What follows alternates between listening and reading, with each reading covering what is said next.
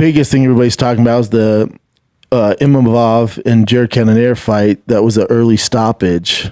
And in my group chat with some people that know the fight game, besides Brian Callen, Brian was like, I think it's good they stopped it early. We need more of this. Huh? No. Yeah. And here's my issue with all of that is like, we live in a society right now where you're seeing things that are dangerous. Straight up. Fighting's dangerous. Boxing's dangerous. Football's dangerous. These things are dangerous. We live in a society now where we're trying to soften those things. We're trying to make them so safe that it's taken away from the game, and it's not good. You look at what the NFL's doing. We can't touch a guy anymore. The cornerbacks can't even play man-to-man. They can't get their hands on them. It's just a different game. You can't touch the quarterback. The receiver, you can't. It's just softening the game, try to make it, quote-unquote, safe. And when it comes to MMA, I hate this shit, and I don't like any of it. We're like, if a fighter's losing, it's better to live to fight another day. It's like, whoa. You know how many fighters have won that are down on the cards? Like, that's fighting. Fighting's not just winning and dominating and finishing guys. Fighting's also when you're down on the scorecards and there's 1 minute left in the round and you find the will and a way to win that fight. That's fighting. That's why it's called a fight.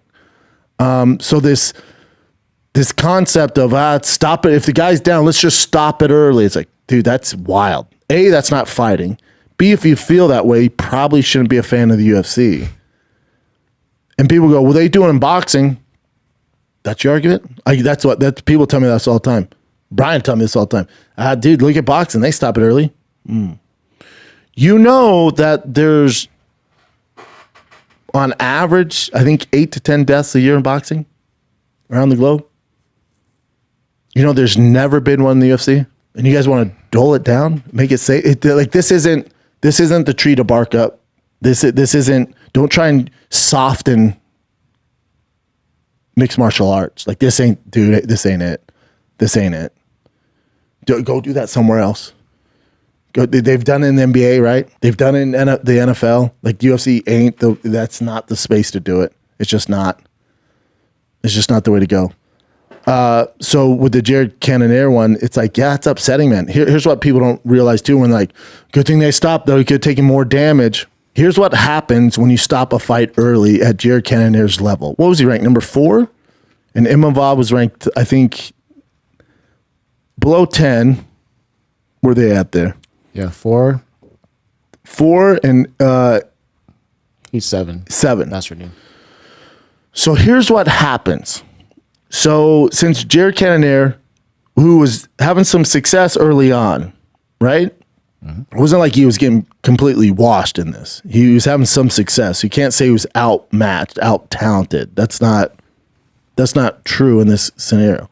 So when you're ranked number 4 and you're Jared Cannonier, and you lose to number 7, and Jared Cannonier has had a shot at Strickland, who he beat. That's the thing, you're dealing with the guy who beat Sean Strickland. So he beat Strickland. He's had a shot at Izzy. He's had a shot at all the big dogs, and he hasn't won those. And he's trying to get over that hump, and you lose to number 7. Well, now he's going to go all the way down to probably 7 or 8, and the road to get back at his age and his miles is damn near impossible. So it completely changed the trajectory of his entire career. Not to mention, he gets half of his pay. Half. Because you want to protect him and stop it early in a competitive fight. Not to mention his endorsements outside of the octagon and in the octagon, maybe it's Monster, whatever it is, or whatever the crypto bullshit they got going on there on the shorts.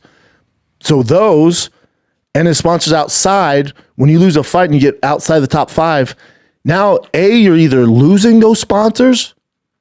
So financially, you're taking a massive hit. So you're either losing those sponsors or those sponsors are downgrading how much they pay you a month. So now you're talking about his overall salary. Not to mention the half of your pay you lost because the ref decided to stop it early. Not to mention the difficult path you're going to have just to get back to the top 7. It's a complete nightmare. So this butterfly effect, stop it early. He's a fucking fighter. What are you talking about?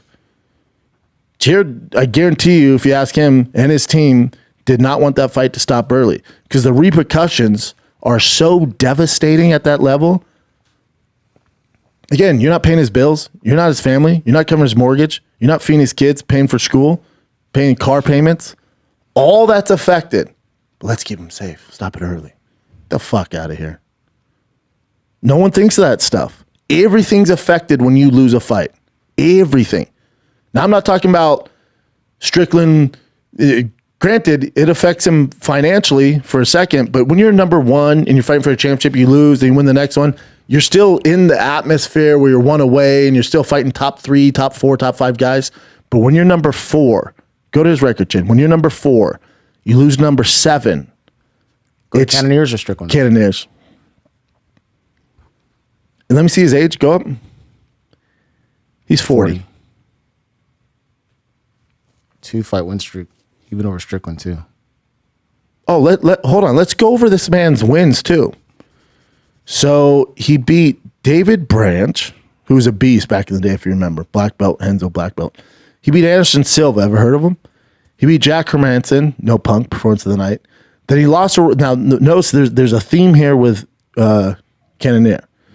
He lost to Robert Whitaker, who's, man, top 1 or 2 for a long-ass time at middleweight. So he lost to him via decision. He beats Kelvin Gastelum. He beats Derek Brunson. Then he gets to fight for the championship of the UFC middleweight. He loses to Izzy. Unanimous decision, not the most entertaining fight, but he lost that one. Then he fights a man named Sean Strickland after losing to Izzy and beat Sean Strickland. Beat Sean Strickland. It's a pretty good notch on your belt. Then he beats Marvin Vettori in fight of the night. Not to mention 1, 2, 3, 4, 5 main events. So he loses to Izzy for a championship, beats Sean Strickland, beats Marvin Vettori. He's ranked number 4. He's on the cusp of getting back to that. And he fights the number 7 guy as another main event, his 5th main event. And you stop it early. Not to mention he's 40. The butterfly effect of Jason Herzog, who I think is one of the best referees.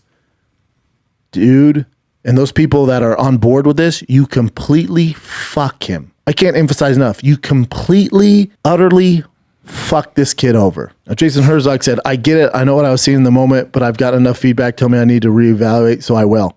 Boom. Amazing statement that he did. Sucks that it happened, but that's a great statement. Agree. Shout out Jason Herzog. That's exactly how you deal with it.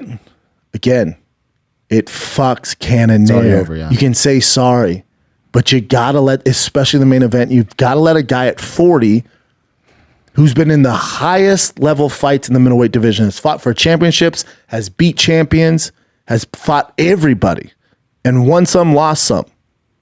You've got to let that guy go out on a shield. You have got to, especially at this level. Now, if it's like a prelim, like the kid has one fight in the UFC and taking some damage, like this kid's young, man. Like I get stopping that.